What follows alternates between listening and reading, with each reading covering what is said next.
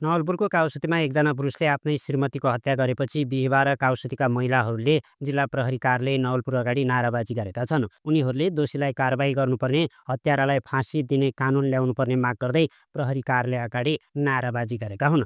जिल्ला प्रहरी कार्यालय नवलपुरका अनुसार नवलपुरको काउसती 8 ज्ञानोदय चोक नजिकै बुधबार साँझ 6:15 बजेतिर श्रीमानले श्रीमतीलाई चक्कु प्रहार गरी हत्या गरेका थिए। काउसती 8 निवासी 45 वर्षीय सूर्यप्रसाद पाण्डेले आफ्नी श्रीमती 40 वर्षीय सङ्गीता पाण्डेको हत्या गरेका हुन्। उनले आफ्नै घरभित्र श्रीमतीको हत्या गरेका थिए। मृतकको शव पोस्टमार्टम गरी आफन्तलाई बुझाउने तयारी रहेको नवलपुर प्रहरीले जनाएको छ। श्रीमान पाण्डेले श्रीमती पाण्डेको पेटमा चक्कु प्रहार गरेका थिए। घटनास्थलमा चक्कु समेत बरामद गरेको प्रहरीले जनाएको छ। श्रीमतीको हत्या गर्ने श्रीमान सूर्य पाण्डे अहिले जिल्ला प्रहरी कार्यालय नवलपुरको नियन्त्रणमा रहेको छ।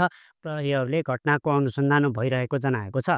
नाराबाजी गरेका महिलाहरूलाई प्रहरीले दोषीमाथि कानुनी कारबाही हुने आश्वासन दिएपछि उनीहरू फर्किएका थिए।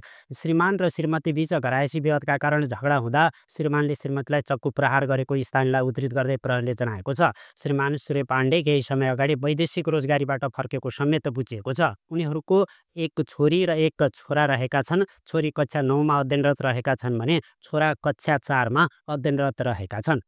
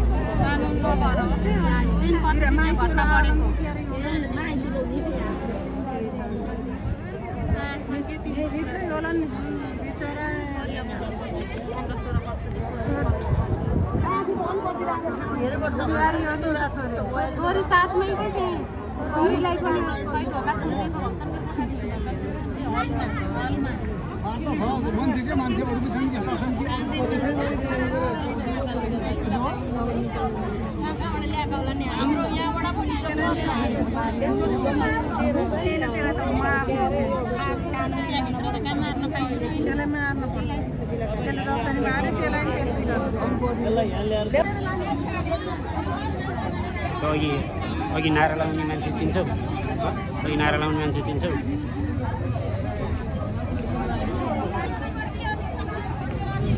के भएको तपाईँ छिमेकी होइन? हिजो घटनाको बारेमा बताइदिनु तपाईँलाई। हामी छिमेकी भए पनि अब त्यस घरमा चाहिँ हामी साह्रै नराम्रो घर र व्यवहार नराम्रो चाहिँ हामीले देख्थेन। देख्दाखेरि चाहिँ सुनमा सुगन्ध जस्तै घर थियो। अचानक त्यो घटना घट्यो। हामी पनि त्यो घटनाप्रति चाहिँ एकदम मार्मिक छौँ।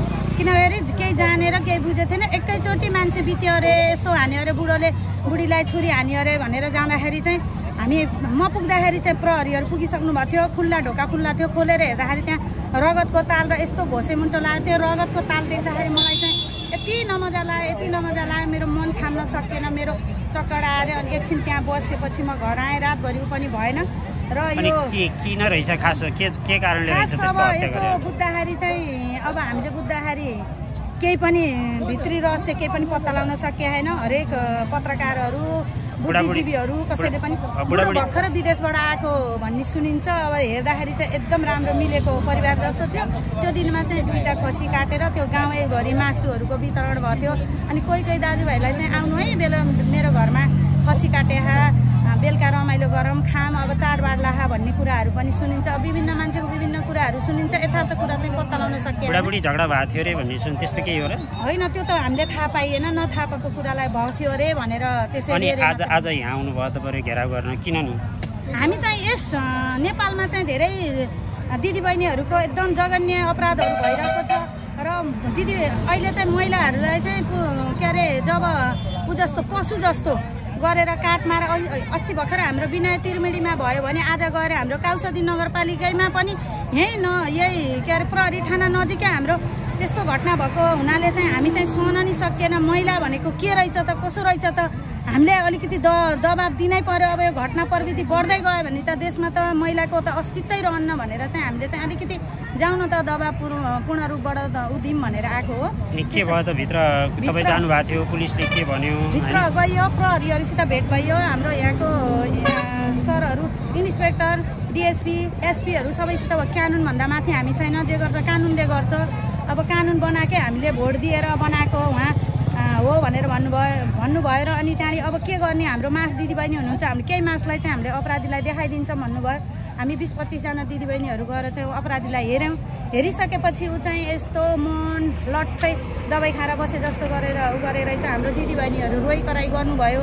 त्यसमा चाहिँ त अपराधीले हाम्रो एउटा चेली, राम्रो चेलीलाई कुनै दिन कसैको घरमा गएर नि केही नगर्ने, केही नजाने, जाने बुझे आज घर सम्हालेर बसेको चेलीलाई चाहिँ आज तैँले मारेर छोराछोरीलाई चाहिँ उसको ससुरालीमा एउटा चेली, दाजुभाइले एउटा चेली, समाजले एउटा राम्रो चेली गुमाउन परेको हुनाले चाहिँ एउटा नागरिकको हैसियतले पनि हाम्रो नागरिक चेली। अनि सूर्य त्यहाँ अब जो श्रीमती मार्ने सूर्यले चाहिँ के भन्नुभयो? तपाईँहरूसँग केही कुरा गरे?